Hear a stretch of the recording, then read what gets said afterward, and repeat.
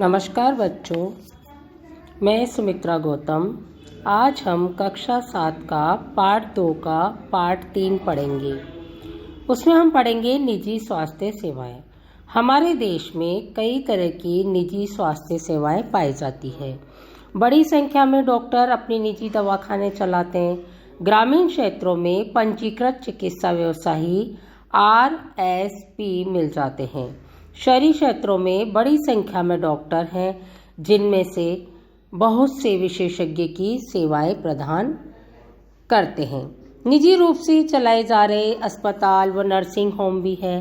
काफ़ी संख्या में प्रयोगशालाएं हैं जो परीक्षण करती है, वो विशिष्ट सुविधाएं उपलब्ध कराती है, जैसे एक्सरे है, अल्ट्रासाउंड है आदि। ऐसी दुकानें हैं जहां से हम दवाइयाँ खरीदते हैं।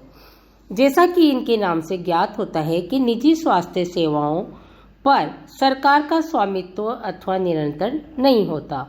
सार्वजनिक स्वास्थ्य सेवाओं का विपरीत इन निजी स्वास्थ्य सेवाओं में मरीजों को हर सेवा के लिए बहुत धन व्यय करना पड़ता है।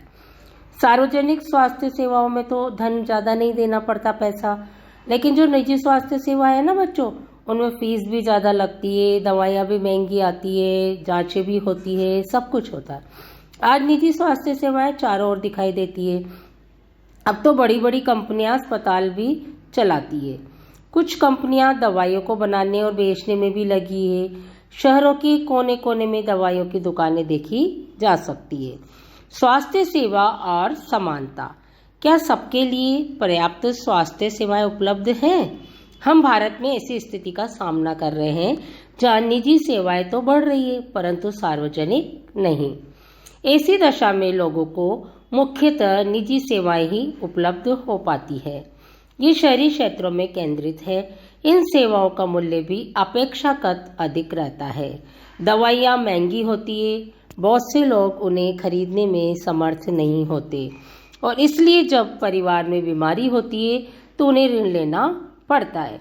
कुछ निजी सेवाएं अधिक कमाने के लिए प्राय ऐसे कार्यों को प्रोत्साहित करती है जो सही नहीं है। कई बार सस्ते तरीके से उपलब्ध होने पर भी उनको प्रयोग में नहीं किए जा सकते।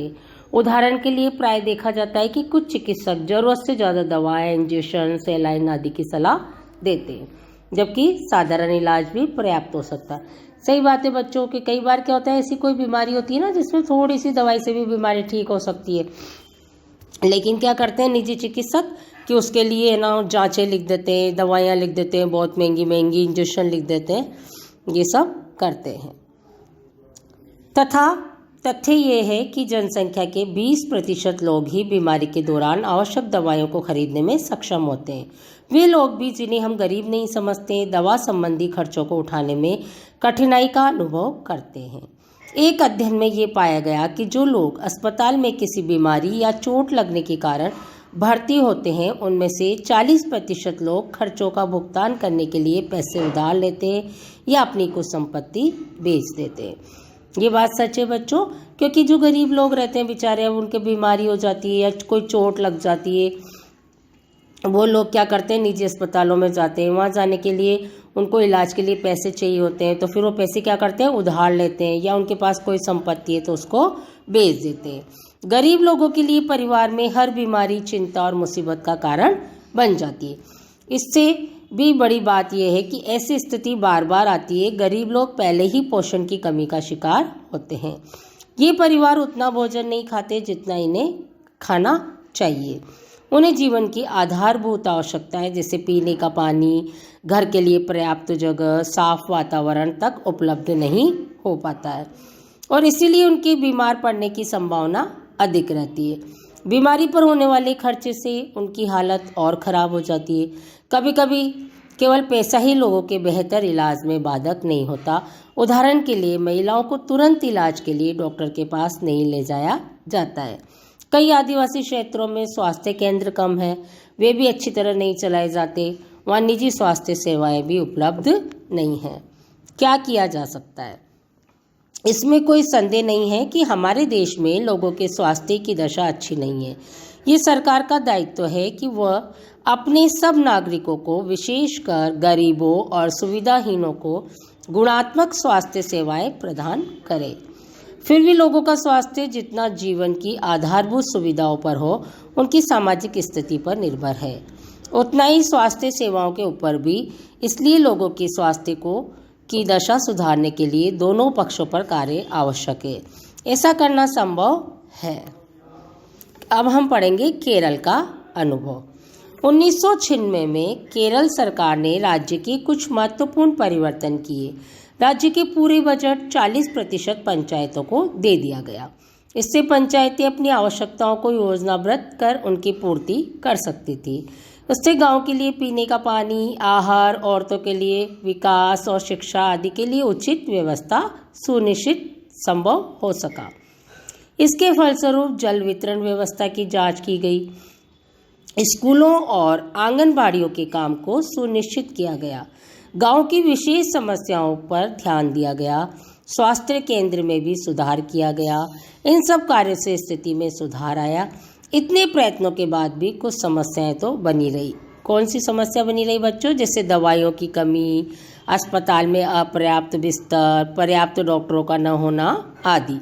इन समस्याओं को दूर करने की आवश्यकता है। आइए हम एक अन्य देश का उदाहरण देखें। स्वास्थ्य संबंधी मुद्दों पर उनकी कार्य पद्धति को जानें। कोस्टा रिका का तरीका। कोस्टा रिका को मध्य अमेरिका का सबसे स्वस्थ देश माना जाता है। इसका मुख्य कारण है उनके संविधान में निहित है। कई वर्षों पहले कोस्टा रिका ने एक बहुत महत्वपूर्ण निर्णय लिया था कि वे देश में सेना नहीं रखेंगे। इससे उन्हें सेना पर व्यय किए जाने वाले धन को लोगों की शिक्षा, स्वास्थ्य, अन्य आधारभूत जरूरतों का खर्च करने में मदद मिली।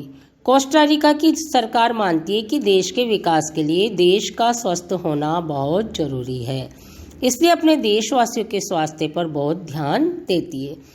कोस्टा रिका की सरकार अपने सभी निवासियों को स्वास्थ्य के लिए मूलभूत सेवाएं व सुविधाएं देती है, जैसे पीने का सुरक्षित पानी देती है, सफाई है, पोषण है और आवास। स्वास्थ्य की शिक्षा को बहुत महत्वपूर्ण माना जाता है और सभी स्तरों पर स्वास्थ्य संबंधी ज्ञान शिक्षा एक जरूरी भाग है। तो बच्चों, ये पाठ यहीं पर समाप्त हुआ। धन्यवाद।